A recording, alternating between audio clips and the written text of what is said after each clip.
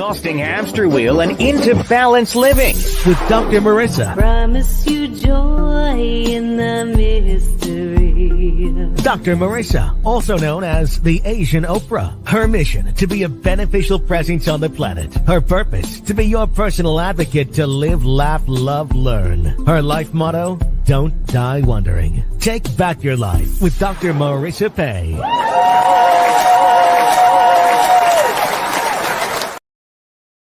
And welcome. You're tuned into Take My Advice. I'm not using it. Get Balanced with Dr. Marissa, the morning show here on NBC News, CNBC News, and NBC Sports Radio Station, KCAA, AM 1050, FM 106.5, and streaming everywhere. iHeartRadio, Spotify, Stitcher, iTunes, TuneIn, Audible, Amazon Music, Tiki Live, Rumble, GeoSun, Spreaker, and more. It's Monday.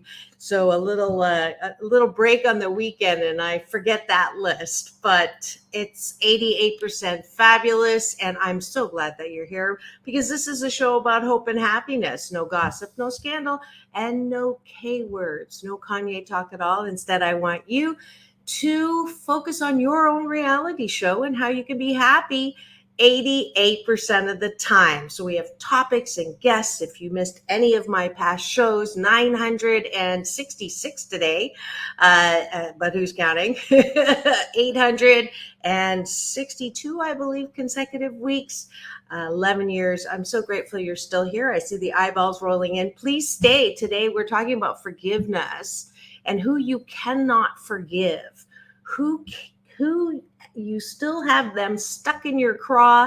They still get your goat. They're robbing you of your birthright to happiness. And that's what we're talking about today. So it's a heavy Monday, but it is, I promise, a way that you're going to be able to upgrade your happiness. And as usual, we're going to start with my breakfast sandwich. Taking a bite of my breakfast sandwich, which is my gratitude sandwich. And that's how we start to ensure that you have the best possible day. And I'm going to multitask here because I didn't do my story yet, the Monday. And because I really would love, I do have the question that was given to me by a caller who did not want to come on because she didn't feel comfortable about talking about her unforgiveness and how difficult it was. She said to me, I can forgive my ex, which I call WasBand, but I cannot forgive my mother. So that is the topic. Forgiveness is the topic, but that is the warm-up example of something that people have a difficult time forgiving. And I know I was in that boat. I know many of my coaching clients who come to me to try to find that birthright or claim their birthright of happiness.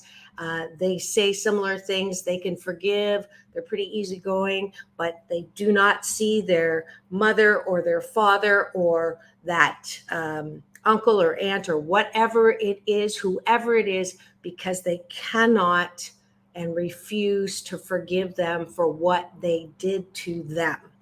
And so we're going to break that down. If you have examples of people that you cannot forgive, please do. Oh, good. I was hoping I was going to actually text you, Orville Nation, this morning for you to participate in this. And if you wanted to actually come on live, you're welcome to, or you can, if you're multitasking, you can just chat in here, because I would love to either talk about something that's real to you, or you know a friend who has a problem with forgiving someone, and we will go through that process today on today's happiness coaching segment. So thank you for the clappy hands. And I am just catching up here because it's Monday, and just getting the word out, because I would love this to be an interactive show, because I think it's a very it's a it's a great topic, and it's a very misunderstood topic, because a lot of people say forgiveness is I'm going to be the better person and forgive. And oh, good, my cashew gallery is here. Inspiration TV, welcome from Texas, and we are talking about forgiveness. And I think this is definitely, let's see, blue smiling. This is something I think you came on at one point for some happiness coaching. So I would love to hear how that impacted when we talked about several people that you were having a little bit of a challenge forgiving. And so that's the topic today. So let's see. But we're going to start with gratitude sandwich, because that's what we do here. And I want to start your day. So this is going to sort of go backwards, but because I want you to be mad today. I want us to get into that point of feeling how much energy not unforgiveness or non-forgiveness takes from you, and how to process through that once and for all. So that's what we're doing today. All right. Now, okay, I have to share that one. And I am grateful that I woke up and I didn't feel like getting out of bed, but I did anyways, and practiced my gospel according to Nike, which is just do it, and went down to the gym and did 40 minutes of cardio this morning.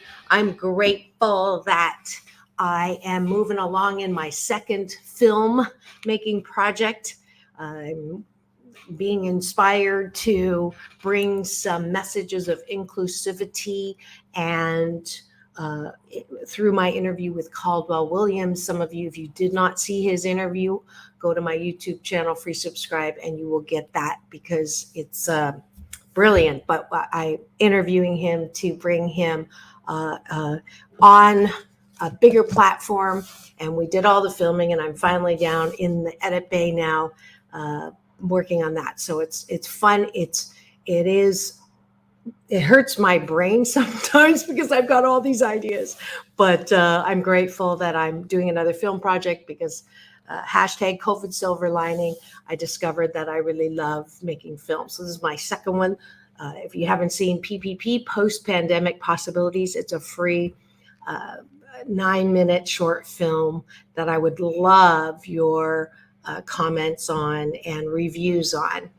One of my past guests, Seth Greenleaf, who is a filmmaker, gave a great review and said that it was like a vitamin B12 shot for more hope and happiness. So take a look at that. So that's my fifth gratitude. If you have gratitudes, please put it down in the comment section.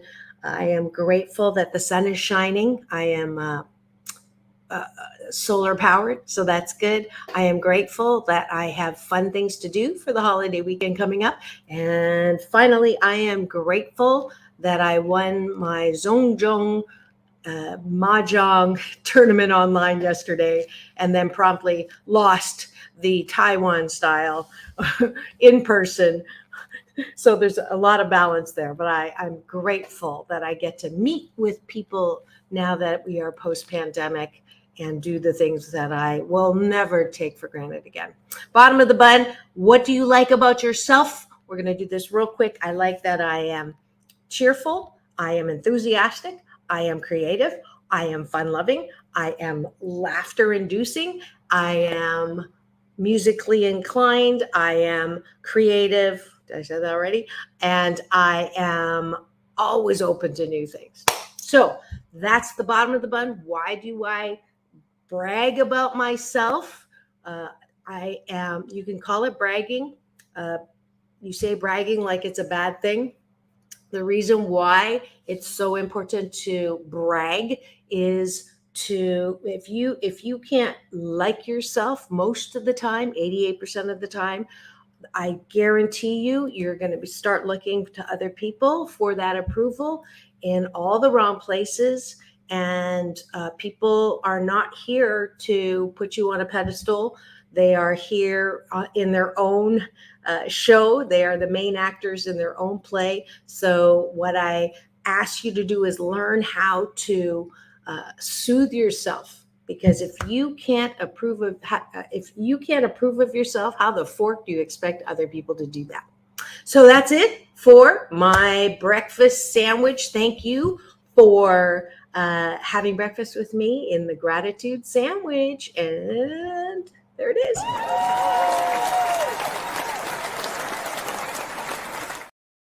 And it is also a prescription to make sure that you do not have a rainy days and Mondays always get me. I've changed that to up. Hashtag unlimited possibilities.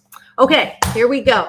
This is your day to talk about unforgiveness. Unforgiveness. Yay, we got a bonus gratitude. Grateful to see my friend PJ. Thank you for that. And thank you. Good advice. All right. So, who do you have an issue or a difficult time or hesitation or a lifelong of teeth grinding when it comes to certain people? And I'm going to list off. And I should have taken the book off of the shelf. Who is it that you have an issue not forgiving? And the woman who picked this topic for today, she was not comfortable coming on, but she's listening. And I am going to give you her scenario. Her scenario is, I can forgive my ex-husband that I call WasBand.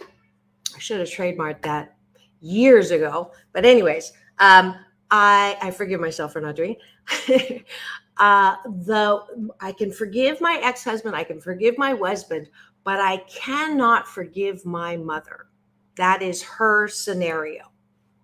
I have clients, and I'm going to just go down the list without putting names to anything. Anyone. The most common or has come up more than once is forgiveness of one or both parents. So a lot of, I cannot forgive my mother or father for the physical abuse that I endured at their hands when I grew up. Mothers and fathers are supposed to be supportive. They're supposed to be your best friend. They're supposed to be loving towards you. They are never supposed to hurt you physically, emotionally. They're not supposed to abandon you. They're not supposed to create other families from, thank you, Inspiration TV. They're not supposed to hurt you as a child. Your child should have a healthy, loving, unconditionally loving parents. And the BS belief system about that then feeds into, I will never forgive my mother, father, parents, grandma, whoever the primary caretaker or primary role of mother or father was to them. And that's probably one of the most cases that I hear of in my coaching practice. If you're a coach and want to comment on that, please do. Or if you have friends that you're unofficially coaching, that might ring a bell. So people who cannot or will not forgive that primary role model. All right, so that is one of the cases, and certainly the case of the person who wanted this question for today. Another one is I've had clients and we've done a series. He was molested by a priest. And when he came to me, and we decided that it would be helpful to do a series around coaching with him, you can see that in my playlist, Balance Life Coaching, or Balance and Happiness Coaching, on my YouTube channel. You can follow his journey. In his last visit, he has found that place of freedom. That's a spoiler alert for what can come out of forgiveness that is not traditional forgiveness. Another one is actually it's any kind of sexual molestation, sexual rape. Those are the difficult ones, understandably, to forgive. I was reminded I actually got to interview Gloria Allred early in my 11 years on the air on camera. And I wanted to understand why she was the Bulldog Lawyer of the Year. You know, her name is associated with taking on and fighting on behalf of women who have been hurt or damaged in some way, usually physically and sexually. And I didn't know she herself had been raped. And I love the fact that I got to humanize and see the human side of her on why she was fighting the way that she was.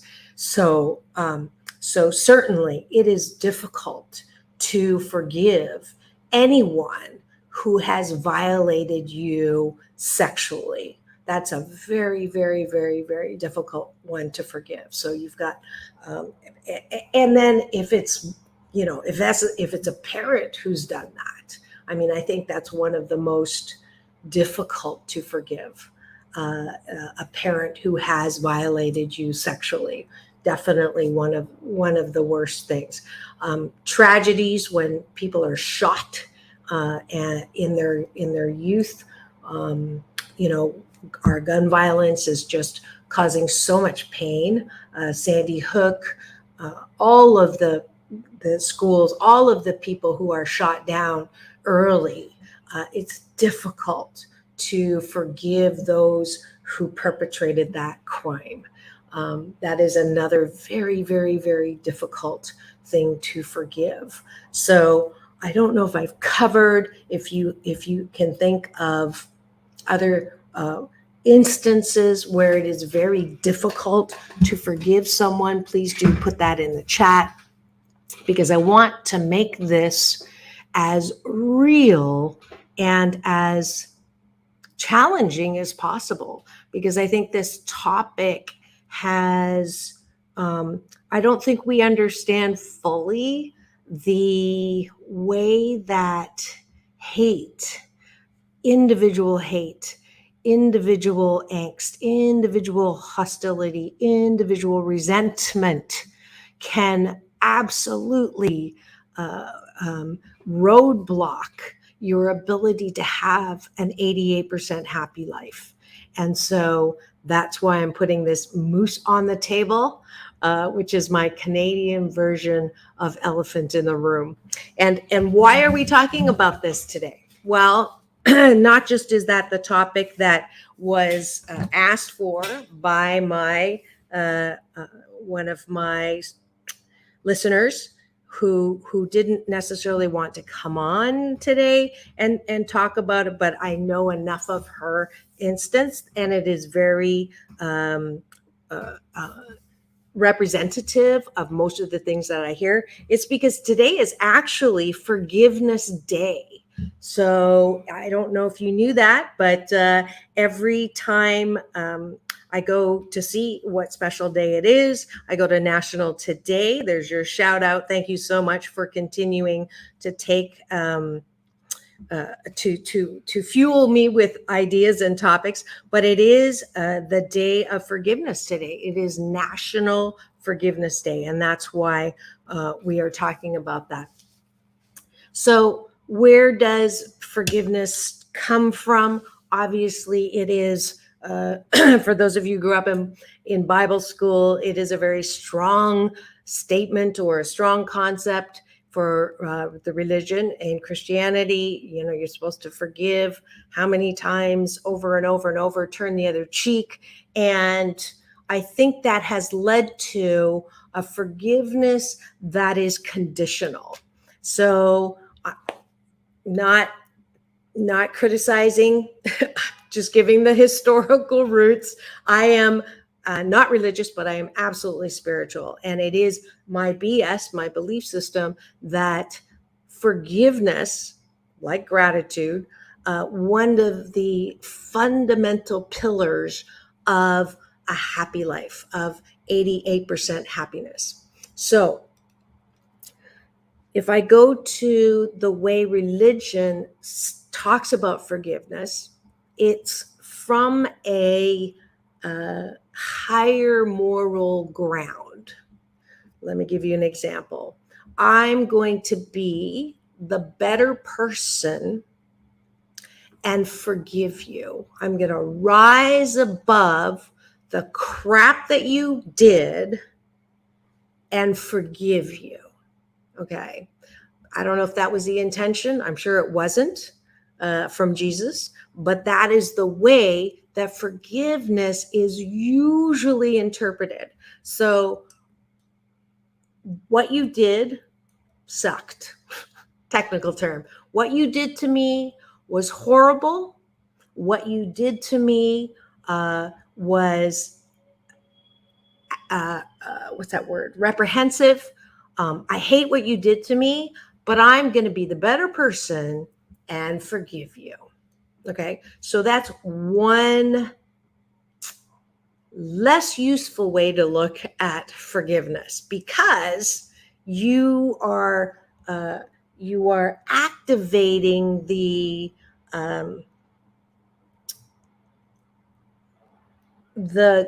condition that if I become a higher, better, morally better than you person, then I will forgive you. And that's a trap. It's trust me, because at some point you're like, but I can't forgive that. What you did was just so horrible that I can't go there. You deserve to die for what you did. You deserve to burn for what you did. You deserve just the worst everything, because I cannot forgive you for that. It is just impossible to forgive you. I can't, nobody should ask me to rise above that. I cannot rise above that. You can't ask me to rise above that. Okay. So that's one approach. The other one is, I'll forgive you, but I'll never forget. You've heard that, right? I'll forgive you, but I will never forget. You'll never be able to do that to me again.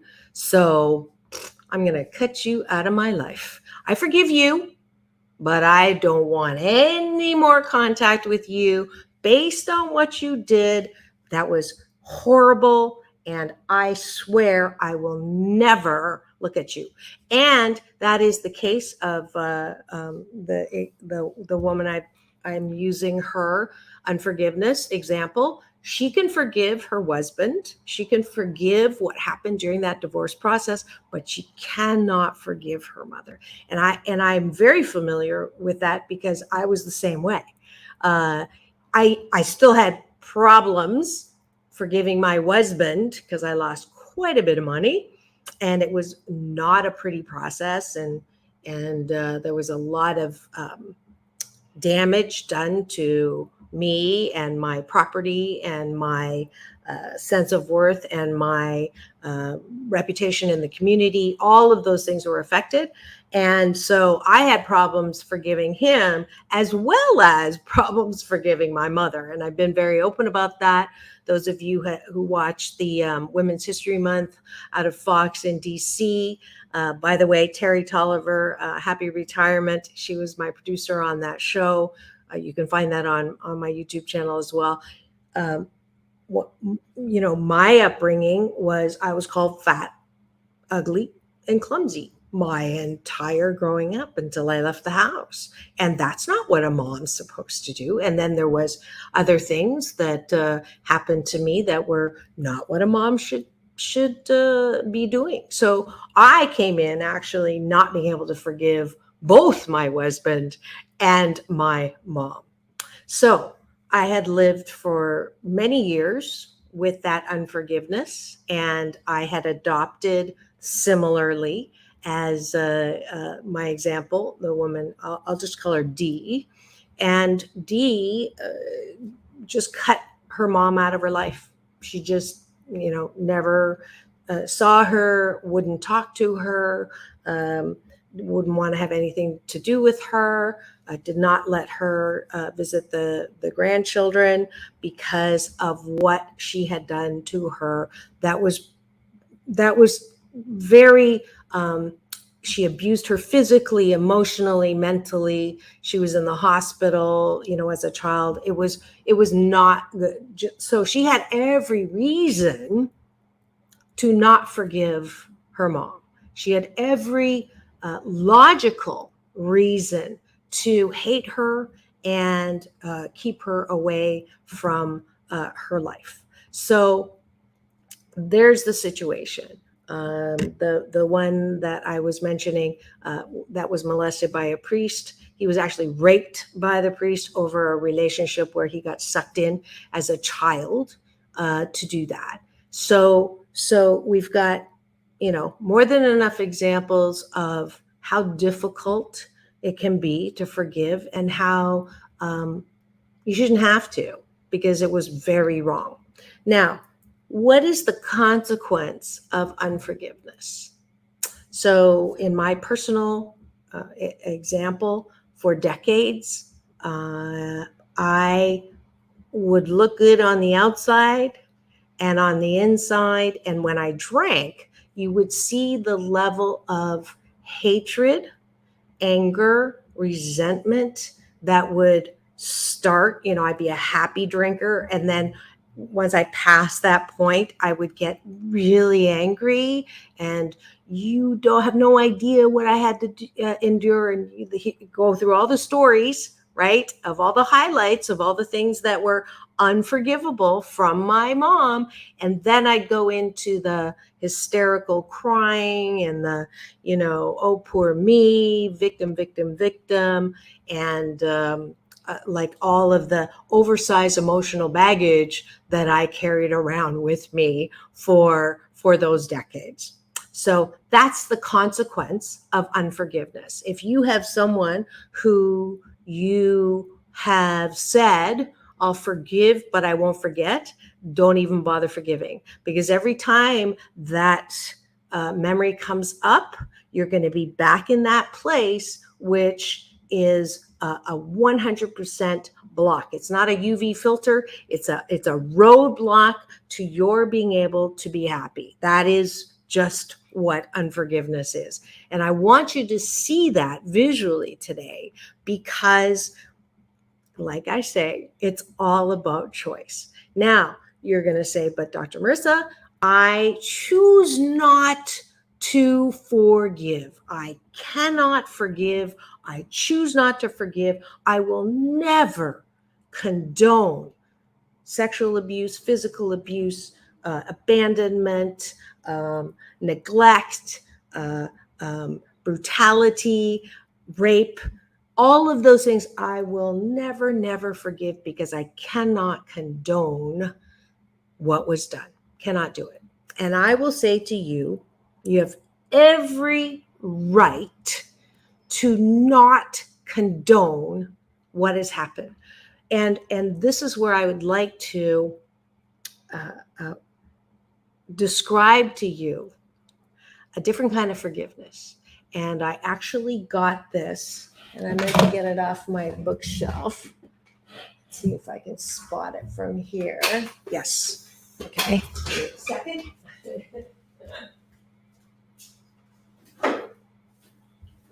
And I'll grab this one too. These are my textbooks to a happy life. And those of you who are familiar with, oops, they're telling me it's my foundation.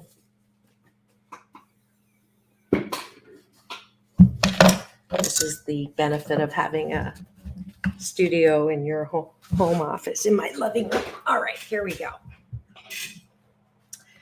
So this is the book. This is Spiritual Liberation, and it is written by my big brother, JP. You know him very well, Michael Bernard Beckwith. He is the founder of Agape International Spiritual Center. He's an Oprah 100 lister. He's the one who introduced me to Oprah as the Asian Oprah.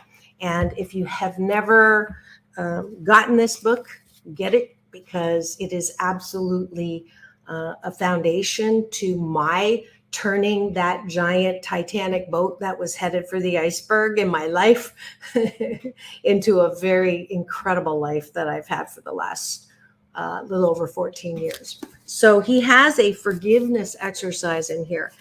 But before we go to that forgiveness exercise, the key thing here is to be real and be cognizant of the consequence or the repercussions of unforgiveness. Now, this is where we fight with ourselves with, I cannot condone. And the forgiveness that I've learned, that I call balanced forgiveness, has nothing to do with condoning. You don't even go down that road, because there are just some things that you will never be able to condone, nor do I ask you to condone.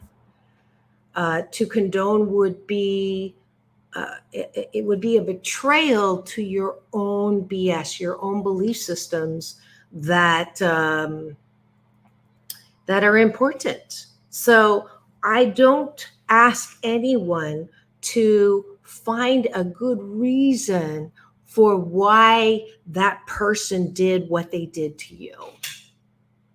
Sometimes there's just no good reason. It was wrong. It was hurtful. It was painful. And there's just really there's no excuse. And if you try to find that excuse, which some people do, I don't see it as an excuse. When I say my mom did the best that she could, or your parent did the best that she could, or your husband did the best that they could, or your kid who violated you in some way did the best that they could. Some people see that as a cop-out. They see that as, you're just excusing their behavior.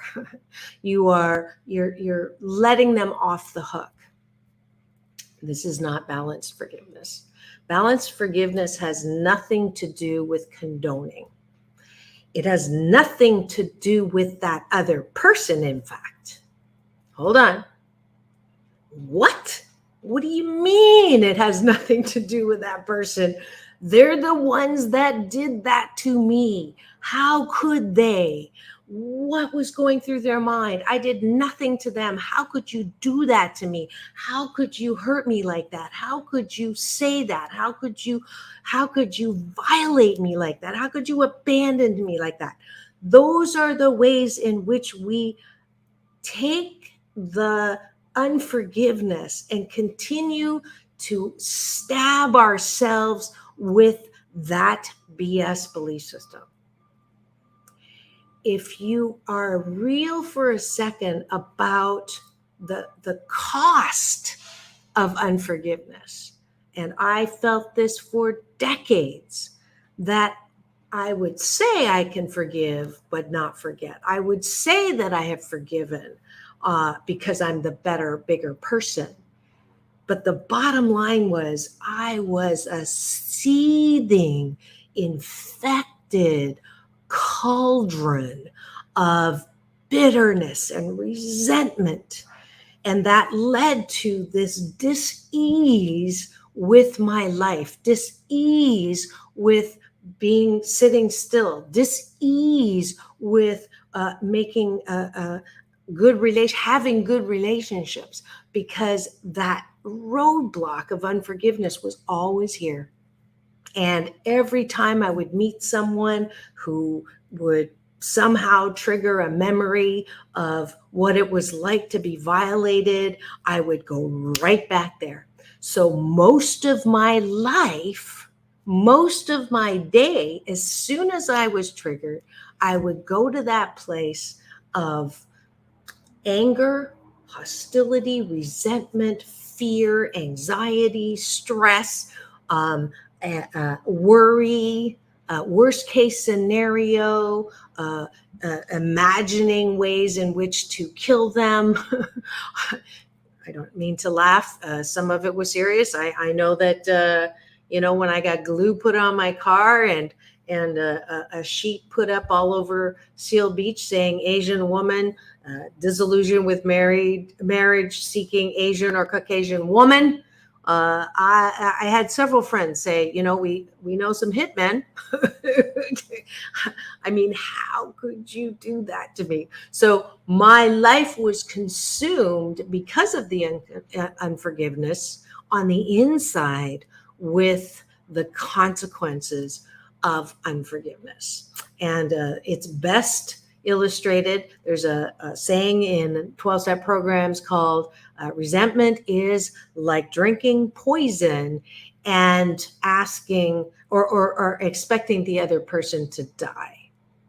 Okay, drinking poison. You drink the poison, right? All that seething, infected cauldron of righteous indignation.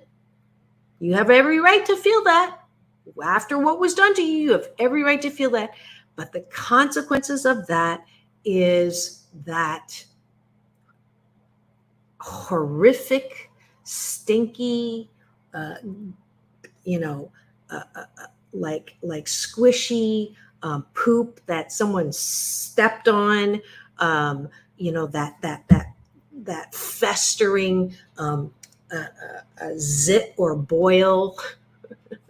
I'm trying to make the illustration as gross as possible because that's what unforgiveness is. That's what the infection is. Okay. So if balanced forgiveness is not about condoning. Balanced forgiveness is not about the other person. Balanced forgiveness is 100% about you. Okay, what do I mean by that? Do I love myself enough to turn my ship, turn myself, turn my mind, turn my heart away from that constant pain, from that constant bitterness, from that constant infection called unforgiveness? Let me say that again. Do I love myself enough to stop keeping that life-sucking, relationship-killing,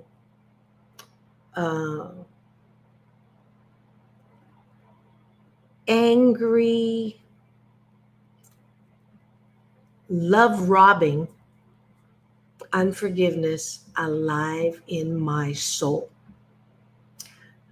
Am I drinking poison on a daily basis? Even if it's not on a daily basis, even if it's just once a month, do I really want to give that time away, even though it's justified? Justifiable anger robs you of happiness, probably more so than unjustified anger. So my version of drinking poison and expecting the other person to die is, I hate you. I hate looking at you. I hate the sight of you. I never want to see you again. So I'm going to poke out my eye so I can't see anything. Come on. Is that smart? Is it really worth losing any more of your life, of your time, of the ride called the joyride of your life? Is it really worth spending hours, days, months of your time relaying again the story of how you were screwed? Relaying or not, relaying, in my case, relaying that story over and over with people you meet, with people you work with people, your best friends, with your whoever you're at the bar drinking with. Is it really worth another lost day of your life? That is the question. That is the absolute fundamental balanced forgiveness question I want you to ask yourself. Is this hatred worth losing time in this thing called life? Because time is not money. Because money you can make over again and lose it and make it and lose it. Time, you cannot get it back. That 24 hours where you grieved or were just moping around on Father's Day because your dad's not here anymore and he was mine lost his battle to lymphoma. I used to spend the entire day in that oversized emotional baggage and all the things that I hadn't said to him, told him. And I realized that that is not I can't get that day over again. So if you are in that place of unforgiveness for whatever reason, I am not saying that your anger and hostility and resentment and justifiable anger is not for a good reason, but it is taking away from you your ability to be happy 88% of the time. That's all I'm saying. And I'm on a happy 88 mission, 88 million more happy people in the next 8 years. And I do know that this one giant area called unforgiveness is by far one of the biggest roadblocks to your ability to be happy. And that's why we're talking about it. It is Forgiveness Day. I can't think of a better day to come face to face with your unforgiveness and choose to no longer blame the other person, even though they deserve it. It's not about them. It's not about them. It's about you. And I know the moment I got that, and that's why Michael Bernard Beckwith, I call him my big brother. The first time he saw me, actually, he said little sister. And I didn't realize that he didn't call everybody that. And it was just a wonderful, I did a class with him. And that's where I learned about real forgiveness, or some people call it radical forgiveness. I call it balanced forgiveness, because it does not have anything to do with what we traditionally see as forgiveness. So the next step is, so the first step is choose. I choose to adopt a different way of dealing with forgiveness. I'm not going to do the condoning. I'm not going to do the, rise above. I'm not going to do any of that. I'm going to choose for me that I love myself enough to no longer suffer the consequences of unforgiveness. So that's first step. Second step, and this is in my book. I took his forgiveness exercise. I got his permission to put it in my chapter called Out of Hatred into Forgiveness. Out of hatred into forgiveness. And what I ask you to do is go to the beach or go somewhere and one last time put all of the things that were so painful that you may or may not have. So people usually have two extremes. They either don't deal with it at all, and I'm fine, it's the past, I can't change it, so I'm just going to bury it. But what you bury and don't deal with will come back and bite you in the assets. Trust me, I did that for years. I'm fine. Kind of like George Costanza's father in Seinfeld when he serenity now, right?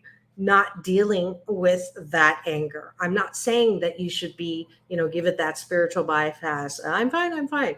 Deal with it. Be angry and be sad thoroughly one last time.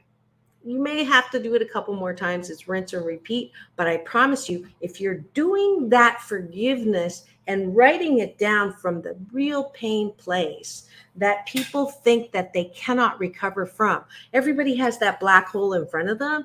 You don't want to go in there because you think that once you go in there, you're going to be like Humpty Dumpty, break into a million pieces. Nobody can put yourself back together again. That's BS. That's a belief system that is not true, because when you actually go down into the depths of that pain, you realize that there is a bottom. And not only is there a bottom, you have the power and the strength to scoop the shiitake out. And in there is the seed who's really you. And that's what we do when I do my happiness coaching. We go in there, I hold your hand and the flashlight, we dig out that, and then we ask ourselves this question. And this is from a Spiritual Liberation.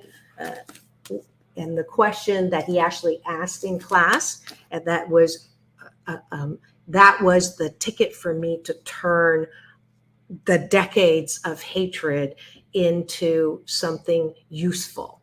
So the question is, so picture Michael Bernard Beckwith looking at you and saying that, if that situation, whatever the situation, and for me, the abuse from my mom, if that was exactly the way it was, and maybe you're not ready to hear supposed to be, but that was the way it was. Was there anything in that situation, in that painful situation, in that she shouldn't have done that, or he shouldn't have done that, and all the reasons why people, should not harm people, like it's not justified, right? But it happened. So instead of crying and be angry and be resentful and want to cut them out of your life, and not looking at them, looking at the situation just as an observer, is there anything in that situation that actually developed in me a quality or an ability that I actually like about myself? What in that situation was birthed that I can say, you know what? I like that about myself. So that was the aha moment. And I went, oh, okay. My strength, my resilience, my ability to get back up, my ability to be compassionate, that was developed. I'm not condoning what my mom did. I'm not condoning what people, and it's difficult sometimes, when the violation is so difficult, rape, okay, that's a very difficult one to forgive. But when I have coaching clients who are rape victims, and we can get to that place where we've completely gone into the pain and processed it, and they know that they're not going to die from that pain or feeling that pain again, and I ask that question, it always comes out with, I am able to look someone who's been in that situation in the eye and say, I know how it feels. And when you can do that for another person, the healing that can go on with the two of you, there's a benefit in that. Now, you might be saying, but Dr. Marissa, can't you be compassionate without going through all that shiitake? I don't know. Maybe, maybe not. But it is my absolute BS, my belief system these days, that pain in life is mandatory. No one escapes from pain. So you can either choose to look at pain as debilitating and taking away from you and screwing you up for the rest of your life, or you can look at it and say, there is power in pain. I am alchemized through the pain. There's no accident. My middle name in Chinese is Phoenix. All of the pain that I went through, all of the justifiable anger, or all of the crap in shiitake, I do not regret one iota. I would not be this mouthpiece for happiness and forgiveness, balanced forgiveness, that I am. I would not be able to survive on this platform with all the hate coming at me sometimes from people for over 11 years. I would not have written this #1 bestseller that is not, as a psychologist, telling you how to be happy, but it is a workbook for you to work through your emotional baggage, unpack it, so that's just a carry-on size for your trip in this joyride called life. I do not regret a thing, because I'm not looking to blame anymore. I'm looking at what was useful for me and choosing to not continue to carry that hurt, unprocessed hurt, into my present and let it spew into the future. There you go. There's more into that forgiveness process. There's actually words to use that Dr. Michael Bernard Beckwith asks us to repeat. I don't think I have time to go through that, but you go into meditation, you actually picture that person in front of you. I actually have them tied to you, and we go through this process to cut the tie, but it's a 28-day repetition, because you have a bad habit now. It was an unconscious habit of hate. You have an unconscious habit of blame. So it's going to take a little bit of time to work that muscle so that you can think of that person and not get triggered again. Now, you'll almost always, especially if it's really, really, really, really painful, get triggered. But the more that you do this work, your #blissipline, the easier it will be to actually let it go. Let it go, let it go, and make like Frozen. And that is it. I hope that has been helpful for you on this day called Forgiveness Day, June 26th, I believe. Thank you for joining me. Thank you for being part of my life every weekday morning at 8 a.m. Tune in tomorrow. We have Step Up into Balanced Living with my co-host, Beth Linder Moss. We're talking about summer and good, healthy family habits to get out there and stay healthy. Every single day we have great, I think I have John Shin on Wednesday, which would be great to look at how are your finances. So just keep it tuned here. I love you all from the bottom of my heart, and thank you so much for giving me the forum to talk at you.